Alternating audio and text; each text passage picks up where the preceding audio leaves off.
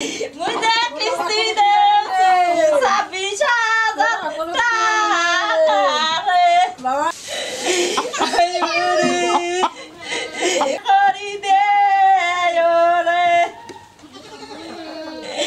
গ্রামে মারামারি লাগছে, এই কারণে হয়তো বা আমাদের গ্রামের লোক বা এই গ্রামের লোক মানে কিছু একটা করছে, ওনাদের সন্দেহ আর কি।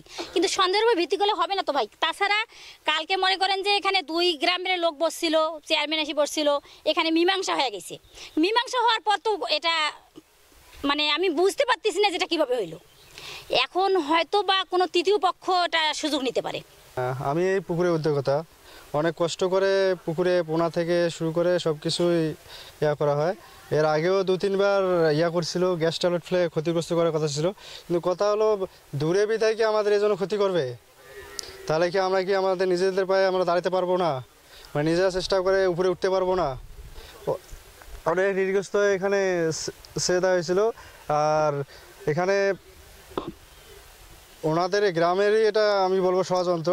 কারণ এই জন্য আমি জোর গলায় বলতে পারতেছি, যেদিন মারামারি হয়েছে ওরাই অ্যালার্ট দিছে যে হ্যাঁ এবার যেন মাছ নিয়ে যায়, কে ওদের মাছ মেরেই আমাদের পুকুরে মাছ মেরেই পিকনিক খাবে। এবং নিচে মনে করেন বড় বড় মাছগুলো এখনও পরে আছে। তো যদি আপনারা যদি ওয়েট করেন তাহলে আমরা হয়তো জাল নিয়ে এসে দেখা দেবে, আর সচক্ষে তো সে দেখলে নেই।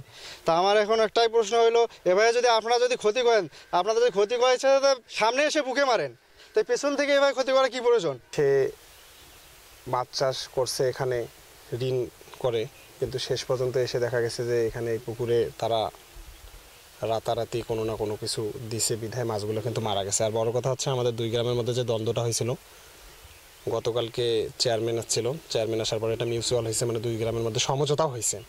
কিন্তু সমঝোতা হওয়ার পর রাতেই দেখা গেছে এদের যখন চেয়ারম্যানটা আসে, মানে ইকবাল চেয়ারম্যান আসে, তখনও সমঝোতা কথা নিয়ে আসলে এদের এলাকায় কিন্তু চিল্লাচিল্লি হয়। মানে এই ধরনের আর কি, সেখান থেকে বোঝা যায় তারা মানবে কি মানবে না, এই ধরনের একটা সিচুয়েশন দাঁড় হয়। তো যাই হোক, সেখানে কী হয়েছে যেহেতু উপস্থিত ছিলাম না, জানি না। কিন্তু তা সত্ত্বেও সমঝোতা যখন হয়ে গেল, পরের দিন সকালে দেখতেছি পুকুরের মাছগুলো সব মারা যাওয়া। অথচ সেই ছেলেটা বেকারত্ব দূরীকরণ করতে ঋণ নিয়েই কিন্তু এই মাছ চাষটা করছিল। তাহলে এইভাবে দেখা যাচ্ছে শত্রুতার বসে এইভাবে যদি ক্ষয়ক্ষতি করে, তাহলে আজকে তরুণ উদ্যোক্তারা কীভাবে সাফল্য অর্জনের দিকে ধাবিত হবে বা তার দেখে আরেকজন অনুপ্রাণিত কিভাবে হবে, এটাই আসলে আপনাদের কাছে আমার কোশ্চেন। মূলত আমরা এই পুকুরে মাছ চাষ করতে আসছি। মাছ চাষ করার কারণে মনে করেন যে পারিবারিক ঝামেলা নিয়ে দুই গ্রামে একটু ঝগড়াঝাটি হয়েছিল। হওয়ার কারণে ওরা আমাদের হুমকি দিল যে মাছ নিয়ে যেতে পারবেন না, মাছ তুলে নিয়ে যাব। তো সেই ক্ষেত্রে মনে করেন যে একটা মিউচুয়ালে আসি গেছে। সেই জায়গায় মনে করেন যে আবারও ওই কালকে রাতে গ্যাস ট্যাবলেট দিয়ে মনে করেন যে মাছগুলো এরকম মেরে ফেলছে, জাল দিয়ে টানি নিয়ে গেছে।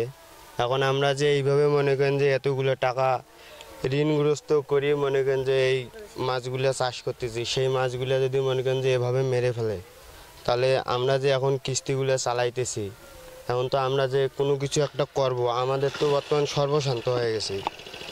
কারণ এইভাবে যদি আমাদের সমস্যা করে, ক্ষতি করে, তাহলে তো আমরা কেউ কখনো সফলভাবে উঠে দাঁড়াতে পারবো না। আর আমার ছেলে কিন্তু মাস্টার্স পাস করছে, একটা মনে করেন পাস করছে। আমি সরকার পারাইতে না পারছি, লোন করিয়ে মনে করেন ডিগিত মাছ চাষ করছি। করার পরে কিন্তু আমি যখন লোকজনেরা ওই পাশে গেছে, ওই পাশ থেকে একটা মনে করেন একটা হুমকি দিছে, ওর ডিগ্রি মাছ মারবো, খাবো, বীজ দেবো, গ্যাসের ট্যাবলেট দেবো, ওকে দেখি ছাড়বো। এখন কি চাই আমি মনে করেন আমার মাছ মারি ফেলাইছে, মাছের বদলে আমি মাছের ইয়েও চাই, বিশেষ চাই। আজ পুকুর যে আমরা দেখি, আমার পুকুরে মাছ মরা, ওই পুকুরে আমরা মাছ বিক্রি করি, উনি বিক্রি করে, ওই বেচারা বিক্রি করে প্রায় 2-4 লাখ টাকা মাছ বিক্রি করে। আপনারা অবশ্যই জানে, এলাকাবাসী সবাই জানে সেটা। এখন কি চান আপনারা এলাকাবাসী? আমরা এলাকা এখন চাই আর বিচার চাই। আমার বাড়ি গঙ্গাদাস খোলাহাটি। আমার নাম মোহাম্মদ হারুনুর রশিদ, সাবেক ইউপি সদস্য। হ্যাঁ, তা প্রায় 2 দিন হচ্ছে এই আমাদের এলাকায় ওই পাড়ার এই পাড়া, হ্যাঁ, এটা বিশাল একটা ঝগড়া বাড়ছে, বিশাল মারামারি ঝগড়াঝাটি লাগছে। তো এটাকে নিরসনের লক্ষ্যে আমরা মুরব্বীরা আছি, মুরব্বীরা বসে আমরা নিরসন করবো। হ্যাঁ, আমরা সাধারণ মানুষ, নিরীহ মানুষ, হ্যাঁ, আমরা দ্বন্দ্ব চাই না, মীমাংসার লক্ষ্যে সবাই আমরা সমর্থন করলাম। তারপরে গতকালকে রাতে এখানে কথা হয়েছে 12:30 বা 1টার দিকে কথা হয়েছে। হওয়ার পর আমার পক্ষ থেকে কথা বলিয়ে চেয়ারম্যান মান্যগণ্য ব্যক্তি সহ তার পাড়ায় যায়, তাদের এলাকারও মান্যগণ্য ব্যক্তি সহ এখানে বসার পরে তারাও সম্মতি জ্ঞাপন করছে মীমাংসার জন্য, আমরাও করছি। করার পর যে গন্ডগোল বাড়া যাবে না, আপনাদের পাশে দোলাবাড়ির ধান পাট পুকুর ঘাট বাট যাহা কিছু আছে আপনারা আনবেন, কোনো ক্ষতি হবে না, আমরা রিস্ক নিলাম। ওরা বলি বাড়ি গেল 2টার অধিক, এখানে পরে সকালে ফজরে শুনতেছি যে তোরা পুকুরের মাছ নাই।